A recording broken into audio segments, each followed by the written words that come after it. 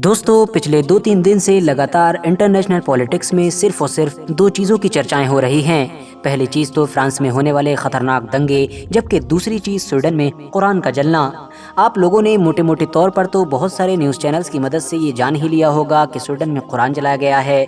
बाकायदा वो वीडियो भी देखा होगा कि जिसमें एक नौजवान इंसान को कुरान की तरह तरह से बेअदबी करते हुए दिखाया जा रहा है। उस नौजवान ने न सिर्फ कुरान को पहले फाड़ा, उसको पैरों से कुचला और न जाने किस किस तरह से उसकी बेअदबी की और बाद में अपनी सिगरेट की आग के हवाले कर दिया।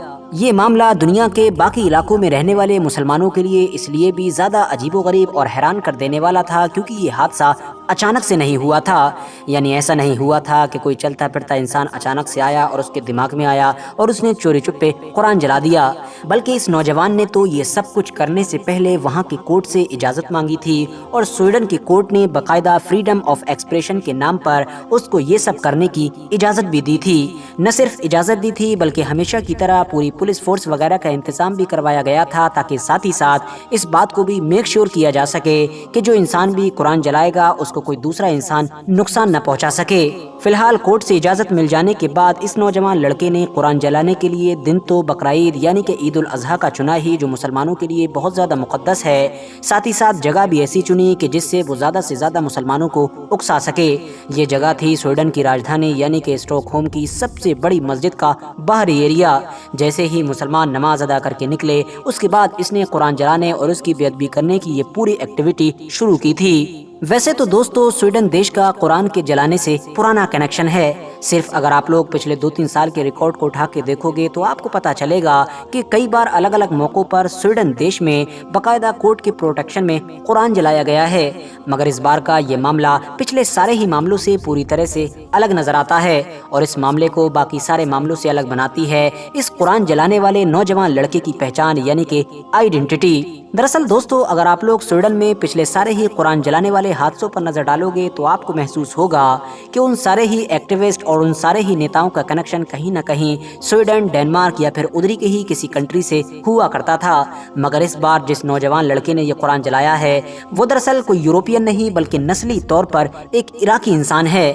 वही इराक के जो दुनिया का एक मशहूर मुस्लिम देश है। बहुत सारे सोर्सेज से तो ये भी पता चल रहा है कि ये नौजवान लड़का दरअसल पहले मुस्लिम ही हुआ करता था, मगर इसने इस्लाम धर्म को न सिर्फ छोड़ दिया बल्कि स्वीडन में जाकर शिफ्ट हुआ और वहां पर एक पॉलिटिकल पार्टी को भी ज्वाइन किया। और आजकल ये अपने पॉलिटिकल करियर को बूस्ट देने के लिए यानी राजनीति में चमकने के लिए ही इन सारी एक्टिविटीज को यानी कि कुरान की बेअदबी और कुरान के जलाने को अंजाम दे रहा है। मगर दोस्तों अब आप में से बहुत सारे लोगों के दिमाग में बार बार ये सवाल भी जरूर आ रहा होगा कि भाई स्वीडन में आखिर ये बार बार कुरान जलाया क्यों जाता है, क्योंकि हम देखते हैं कि इस्लाम का विरोध तो यूरोप के बाकी देशों में भी होता है मगर बाकी देशों में कुरान नहीं जलाया जाता, जबकि स्वीडन में बार बार जलाया जाता है। तो दोस्तों इसके पीछे कोई एक वजह नहीं बल्कि 2-3 वजह हैं। सबसे पहली वजह तो है जनसंख्या में बड़ी तेजी के साथ बदलाव होना। हम सभी जैसा कि बहुत सारे रिपोर्ट्स में पढ़ते हैं कि इस्लाम इस वक्त दुनिया का सबसे तेजी के साथ फैलने वाला धर्म है और खास तौर से यूरोप में ये बड़ी तेजी के साथ बढ़ रहा है। हर साल हजारों की तादाद में न सिर्फ बहुत सारे लोग इससे इंस्पायर होकर इसको अपना लेते हैं बल्कि साथ ही साथ रिफ्यूजीज या फिर माइग्रेशन की सूरत में भी मुसलमानों की एक बड़ी आबादी दुनिया के इलाकों से यूरोप पहुंचती है। और ये चीज़ अब धीरे धीरे वहाँ की पॉलिटिक्स में एंटर हो चुकी है और वहाँ की राजनीति में मुद्दा बन चुकी है। पिछले कुछ वक्त में ये भी देखा गया है कि यूरोपियन देशों की वो सारी पार्टी बड़ी तेजी के साथ पॉपुलर हो रही हैं और ज्यादा से ज्यादा वोट्स पा रही हैं कि जो इस चीज का विरोध कर रही हैं। यानी ये लोगों को बता रही हैं कि अगर हम लोग नहीं संभले तो हमारा देश बहुत जल्द ही मुस्लिम देश बन जाएगा। मिसाल के तौर पर अगर इटली की ही बात कर ली जाए तो वहाँ पर पहली बार कोई ऐसी पॉलिटिकल पार्टी गवर्नमेंट बनाने में कामयाब रही है कि जो न सिर्फ राष्ट्रवाद की बात करती है बल्कि बाहरी लोगों का विरोध करती है, यानी बाहर से आए हुए लोगों के खिलाफ कैंपेन चलाती है। इसके अलावा फ्रांस में भी भले ही ऐसी पार्टी की गवर्नमेंट तो नहीं है मगर वो विपक्ष में बैठी हुई है और बड़ी तेजी के साथ मजबूत हो रही है। स्वीडन के मामले में भी आप लोगों को वो नेता तो जरूर याद होगा कि जिसका नाम रस्मुस पालुदान था और जिसने 1-2 बार नहीं बल्कि कई बार कुरान जलाया है। तो आपको बता दूं कि उसकी भी यही आइडियोलॉजी है और उसकी पार्टी भी इसी चीज को लेकर कैंपेन करती रहती है और स्वीडन के लोगों को बार बार ये वार्निंग देती है कि अगर आप लोग अभी नहीं संभले, आप लोगों ने अभी अगर गौर नहीं किया तो आपका देश एक दिन मुस्लिम देश बन जाएगा। बढ़ती हुई मुस्लिम जनसंख्या के अलावा स्वीडन में बार बार कुरान जलाने के पीछे तुर्की भी एक बड़ी वजह है। जैसा कि हम सबको याद है कि जब रशिया ने यूक्रेन के ऊपर अटैक किया था तो यूरोप के कुछ ऐसे देश के जो ऑफिशियली नेटो के मेंबर तो नहीं हैं, मगर हाँ अंदरूनी तौर पर अमेरिका और वेस्टर्न कंट्रीज की तरफ ही झुकाव रखा करते थे और रशिया के खिलाफ रहा करते थे। अब उन लोगों को घबराहट होने लगी कि जब रशिया यूक्रेन पर अटैक कर सकता है तो कभी भी हमारे ऊपर भी अटैक कर सकता है। इसीलिए अब उन्होंने कोशिशें की कि किसी तरह से नेटो को ज्वाइन कर लिया जाए। इसी तरह के ही देशों में से एक देश स्वीडन भी था। स्वीडन बिल्कुल नेटो ज्वाइन करने ही वाला था, मगर तभी नेटो और स्वीडन के बीच में टर्की देश की एंट्री हुई और टर्की लाख कोशिशों और लाख दबावों के बावजूद भी राजी नहीं हुआ और नेटो और स्वीडन के बीच एक पत्थर की दीवार बनकर खड़ा हो गया। दरअसल दोस्तों, टर्की ऑलरेडी नेटो ग्रुप का एक मेंबर है और नेटो ग्रुप का ये रूल है कि जब तक सारे ही मेंबर इस बात पर राजी ना हो जाएं कि नए देश को एंट्री दी जाए, तब तक कोई नया देश इस ग्रुप में शामिल नहीं हो सकता है। सारे देश राजी थे, मगर सिर्फ और सिर्फ टर्की ने मना कर दिया। हालांकि दोस्तों, टर्की के स्वीडन को एंट्री ना देने के पीछे उनकी अपनी पर्सनल वजह थी। उनके अपने कुछ मुद्दे थे, उनके अपने कुछ झगड़े थे। मगर अफसोस टर्की के इस कदम की वजह से जब स्वीडन के अंदर गुस्सा बढ़ना शुरू हुआ तो वहाँ के कुछ नेताओं ने और वहाँ के कुछ एक्टिविस्ट ने टर्की का विरोध करने की बजाय इस्लाम का ही विरोध करना शुरू कर दिया। और हद तो तब पार हो गई कि जब स्वीडन में टर्किश एम्बेसी के सामने मुसलमानों की सबसे पवित्र यानी कि मुकद्दस किताब कुरान को ही जलाया गया था।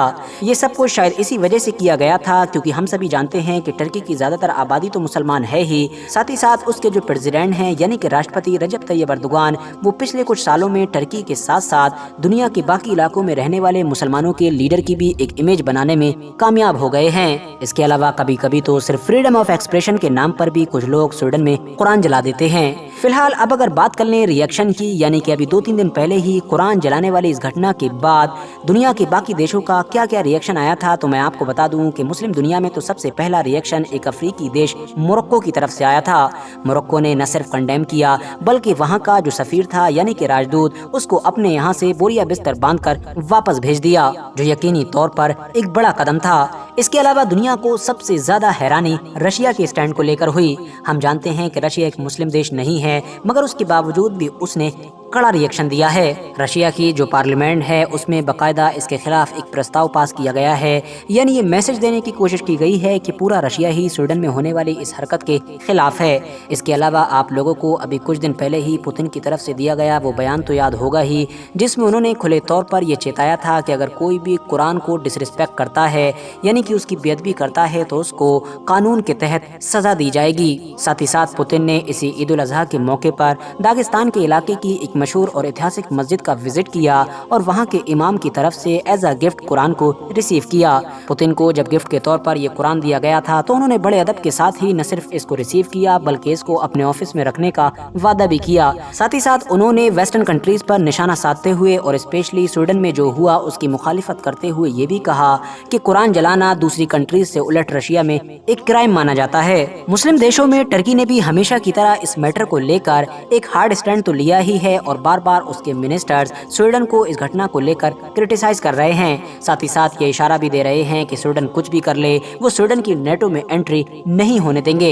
अब सब लोगों की नजरें 11 और 12 तारीख को होने वाले नेटो के समिट पर हैं। ये समिट होने वाला है और इसमें स्वीडन को ये उम्मीद थी कि शायद टर्की इस बार राजी हो जाएगा और उसको नेटो में एंट्री मिल जाएगी, मगर जिस तरह के हालात बन चुके हैं उससे ऐसा ही लगता है कि शायद टर्की भी अब 11 और 12 तारीख का इंतजार कर रहा है। अब देखना ये होगा कि इस घटना की वजह से टर्की हमेशा की तरह स्वीडन की एंट्री को रिजेक्ट कर देगा या फिर उस दबाव को नहीं झेल सकेगा कि जो उस वक्त उसके ऊपर पूरे यूरोप और अमेरिका का पड़ रहा है, और वो दबाव है स्वीडन को नेटो में एंट्री देने का। इराक की गवर्नमेंट ने भी इस घटना को लेकर न सिर्फ कंडेम किया था बल्कि साथ ही साथ वहां पर प्रोटेस्ट भी हुए थे। ये प्रोटेस्ट धीरे धीरे इतने बढ़ गए थे कि वहां पर स्वीडन की जो एम्बेसी मौजूद है उस पर अटैक की भी खबरें आई थी। साथ ही साथ कुछ खबरों से ये भी पता चला था कि इराक की तरफ से स्वीडन से उस नौजवान लड़के को हवाले करने की मांग की जा रही है कि जिसने कुरान की बेअदबी की थी, क्योंकि इराक का मानना है कि उसका कनेक्शन हमारे ही देश से है, इसीलिए वो सजा भी हमारे ही देश के मुताबिक पाएगा।